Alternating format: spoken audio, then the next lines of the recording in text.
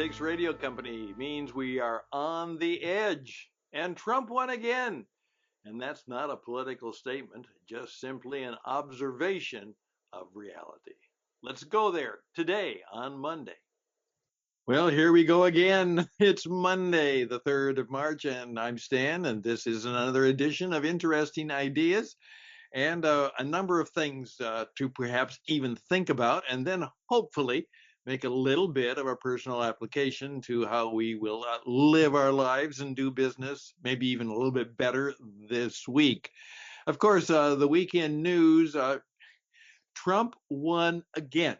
Now, that is not a political statement. That is an observation of the way the world works and, in effect, how we need to learn from that.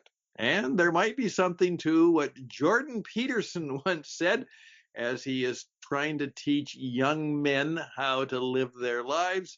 He often has said, stop dressing like a 10-year-old. That's right. Stop dressing like a 10-year-old. Dress like a man. And as I oftentimes say, dress for leadership. Dress for power.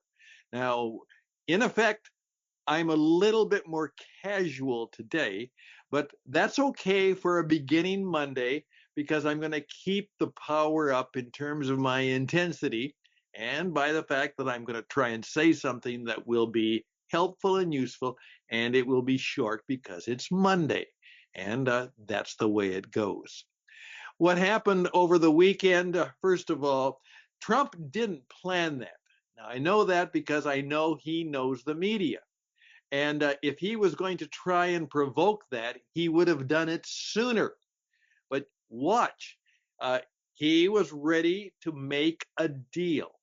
But somehow Zelensky, somebody had gotten to him, or something that happened to him, is that he knew they were there to do the deal, and there was not going to be NATO, and there would not be any security agreement, because Trump is not going to ever commit the United States of America.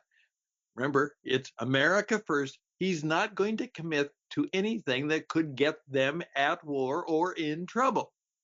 And so he will try and broker this peace between the two for two reasons. First of all, I honestly believe that he believes that war is bad for everybody. It's bad for business. And it's bad for, obviously, the people involved in it.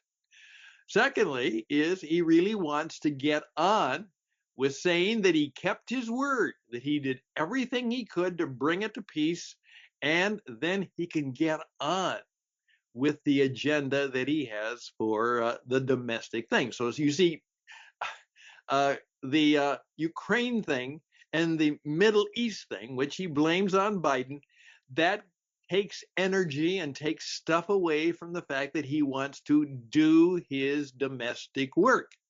And he doesn't want to be bothered by worrying about Israel in the Middle East or Ukraine and Russia in Eastern Europe. They want to go away so he can do his deals. And so that's what he wanted to do. And he was moving that way. And then all of a sudden, he realizes that this is not going to happen because this guy is going to make sure that I agree to a security arrangement. And that's not going to happen. But it will help him because I will agree, because Putin is afraid of me. This idea that Trump is a Putin puppet, what a bunch of crap that is. That just is not the case. Couldn't be. Putin knows that he can't mess with Trump. In effect, that would mean that he could perhaps broker an agreement, and then he could say to Putin, because I've got people in the middle in Ukraine, you stay out of there or there is going to be big trouble. And Trump is like, remember Vulcan, Spock. He said, Vulcans don't bluff. And so that would be as good as it's going to get. And then we will see what will happen. What happens is now Zelensky has alienated his biggest source of funding, and the Europeans have grabbed it and said, okay, but okay. And we'll make, that means the American money is gone. And if we're going to encourage the war to go on, then we're going to have to come up with more money for the war. And they don't have any money. And Trump can simply say, I tried, I did my best to try and have peace, and it's Europe's problem now. It's not going to be happy. And he walks away having won it politically. And if he hadn't won it politically, at least he might even win the Nobel Peace Prize, because he actually did get the two sides. And he knows that if you're going to be a negotiator in mediation form, both sides have to know that you are not taking sides, that you are, quote, the honest broker. And so that's what he tried to do. And he was right. He smiled and said, well, I don't like this, but it makes for good television. And of course it did. It enraged a number of his enemies, which he likes to do, but it allowed many of his friends and people who support. He got free. He was in control. He was tough. He was on his side. And at that, he gets all that free television time to make his case and make the fact that he is strong for what he's all about. It was good television. And of course, what happened is that that was all through the weekend, where he was leaving Zelensky to just sit and wonder what's going to happen. Now I'm going to go play golf in Florida. And that's what he did, and watch the races. Yeah. And then comes back on Monday and announces a big, big financial deal where jobs are coming to America. The whole issue of chip making having been exported primarily to the Taiwanese. Now the Taiwanese have said that they will come and build a plant here in America, world-class chip. And of course, that also allows Trump to lean on the Chinese and say, don't you mess with the chip maker. And so we will see what the week will bring. But of course, now you, in the midst of this kind of power structuring stuff, what are you learning about how power works and how it can be used and how it can be extended? In effect, understanding power in terms of relationships and how it works is fundamental to our understanding. So I would just encourage you to do a little bit of a power IQ. Again, power can be used for good things, and power obviously is used for terrible things. But understanding the dynamics of how power works is something you need to have some wisdom in. Everybody needs some wisdom about how power works, which leads a little bit to what was said about Zelensky. He actually likes to have the appearance of a common guy because he dresses like the common person. And that's who he is. And so he comes to the presidential office that way. He forgot that that was not the audience. The audience that he was playing to is he had to play Trump and Vance and the American people were the audience, and they want to see a grown-up. Don't dress like a 10-year-old. The coat and tie is the power suit in that part of the world and how it works, whether you like it or not. And, as I said, I'm reducing my power today. However, if I would take off my jacket, I would probably have less of the power that I might need.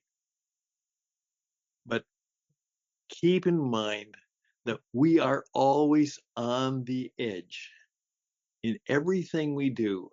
And because of that, we have to be very aware of what's going on, and we have to be very aware of where the power is in the places we work, the places we live, the deals we make. And of course, remember, to Donald Trump, whether you like it or not, it's all about the deal. All of life is a deal. And in some 70 years of living, he's got pretty good at it because that's what he does. And he does it well. So he will win most of the deals. Uh, he'll be okay with winning most. He wants to make sure that it could be an even Deven, an even Deven deal, which is fine. Both sides compromised, both sides won, both sides lost a little bit. He just doesn't want to lose a deal. So there we go.